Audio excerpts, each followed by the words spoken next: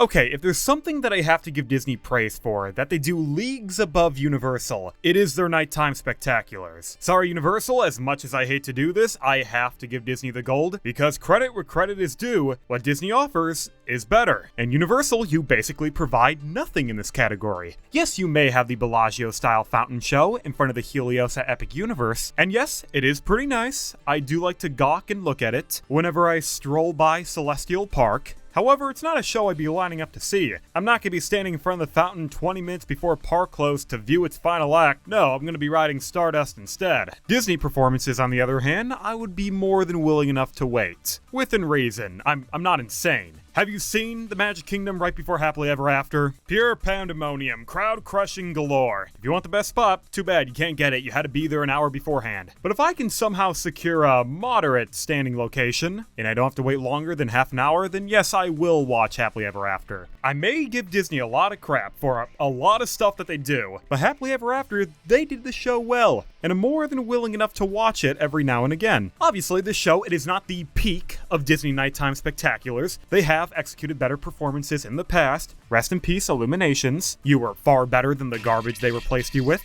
And the second piece of garbage they replaced you with. Fuck you, Luminous. But one of the other shows at Disney that I do enjoy, but is not on the same tier as Happily Ever After, is Fantasmic. Located at Disneyland and the Hollywood Hills Amphitheater in Studios, Fantasmic is a unique production from the 90s that still holds up fairly well. And the show is certainly different from any other nighttime display that Disney has ever done. Not only does it feature the typical barrage of fireworks and projection mapping, Fantasmic actually features an additional variety of theatrical special effects, including but not limited to stunts, live actors, set pieces, and its magnum opus of a fully fledged animatronic dragon that serves as an elite climax to the it's on fire. It's on fire.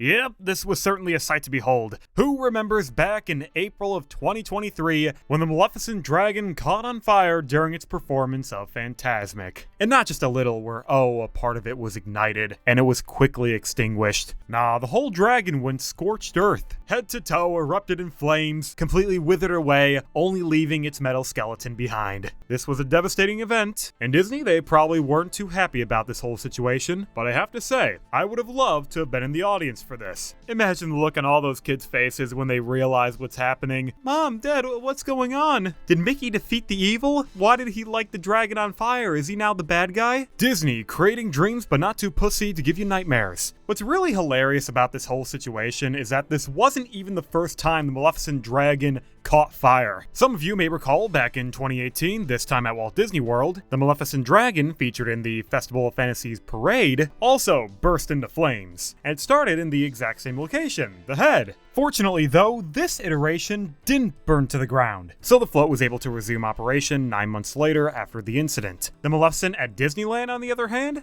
not the same story. The animatronic never came back. It burned to the ground, and that was the end of it. Disney never tried salvaging the animatronic, they never attempted to rebuild it. The dragon was unfortunately lost to the fires of time. Which is such a pity. You're telling me there was no attempt at rebuilding this thing at all? Disneyland, I understand that you reside in California, and when a fire happens, your main instinct is to leave the rubble behind and not rebuild at all. But come on, the fire was over 2 years ago. Just give us a new dragon, please. You can't leave Fantasmic in B mode forever. Maleficent on stilts, it doesn't have the same effect. What's even more disappointing about this whole situation is that we still don't know how the fire started. Again, this all happened back in 2023, and Disney has not publicly come forward with an incident report. And believe me, I've exhausted every avenue I could to find some form of resolution. I've searched through Disney Official, the Anaheim Fire Department, OSHA, and nothing. Crickets. Seriously, getting a records request from any county in California is frustrating. No, I am not the victim of an incident. I am not authorized to represent a victim within an incident, and I am not the representative of an insurance provider. Not that it would matter, because what insurance company in their right mind would ever cover a fire in California? From what I can find, the reason why no investigation about the fire has been made public is because no one was injured from the accident, so there was no reason for anyone to file a lawsuit against Disney. No lawsuit means no public discovery, meaning that any form of external investigation can remain sealed. Or at least that's my interpretation. Don't quote me, I'm not a lawyer. This is bad news for those of us who wanted to know what happened, but good news for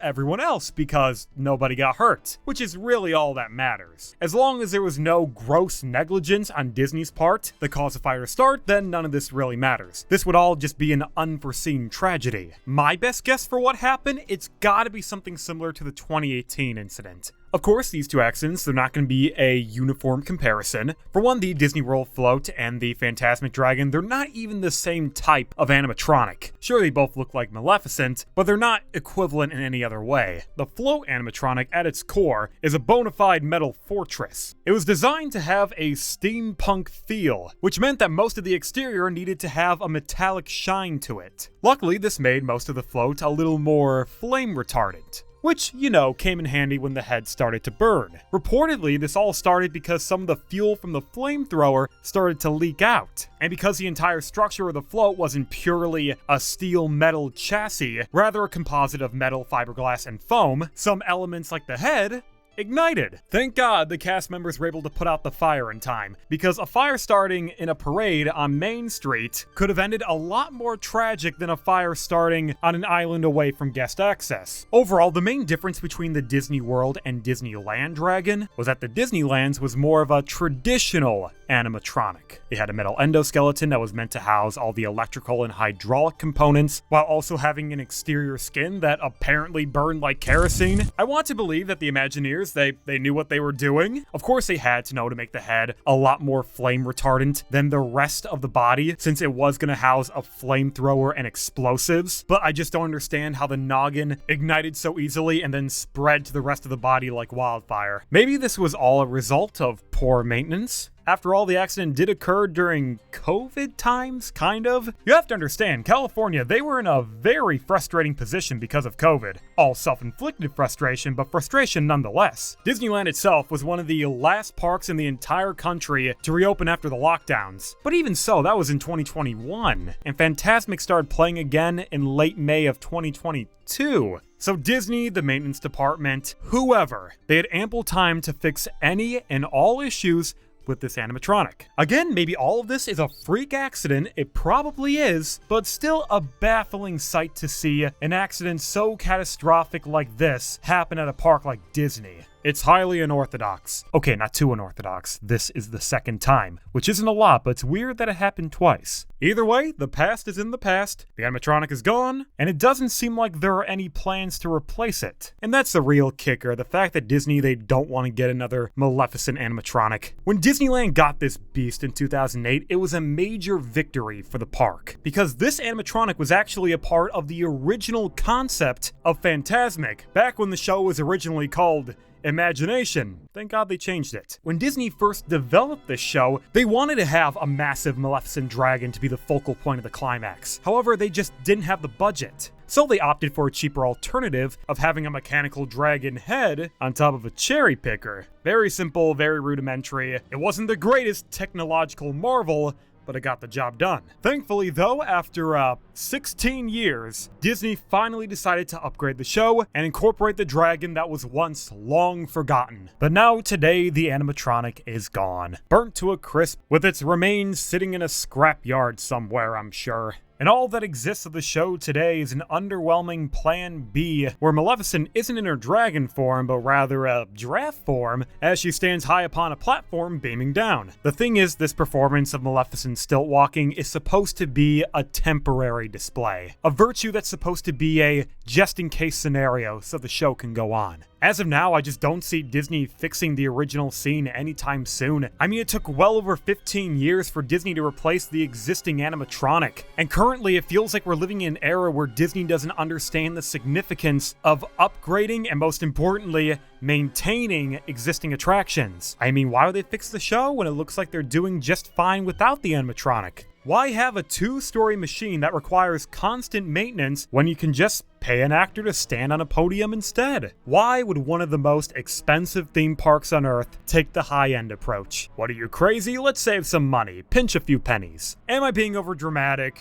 Possibly. But hey, how about we just wait a few years and see what Disney does? Perhaps version 3.0 of the Dragon is just around the corner. It may have already been 2 years, but hey, maybe 2 more. And Disney, while you're at it, how about you also upgrade the Dragon over at Studios? That one is still the original Dragon. You know, the mechanical head on the cherry picker. There you go, Disney, I gave you 2 jobs. Replace the Dragon that turned to ash, and replace the one that's from the 90s. If you don't, well, then that just proves how cheap you are. Not a surprise, but it will certainly remind the public of that truth.